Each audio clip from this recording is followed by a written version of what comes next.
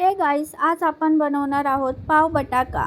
चला मग सुरुवात करूया. सर्वात आधी मिक्सर घ्यायचे. त्यामध्ये लसूण, आलं, मिरची, कोथिंबीर, आखे धने, जिरा आणि थोडंसं पाणी घालून त्याचं पेस्ट करून घ्यायचं आहे. आता एका पॅनमध्ये तेल टाकायचं आहे. तेल गरम झाल्यावर त्यामध्ये राई, जिरं, आखे धने, लाल सुकी मिरची आणि पेस्ट टाकून त्याला मिक्स करून घ्यायचं आहे. मिक्स करून झाल्यावर त्यामध्ये हळदी, धना पावडर टाकून त्याला परत मिक्स करून घ्यायचं आहे.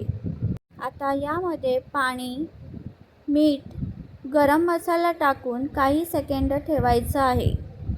आता यामध्ये बॉईल बटाका मॅश करून टाकायचे आहेत. मॅश झाल्यानंतर त्याला 1 ते 2 मिनटं शिजू द्यायचं आहे.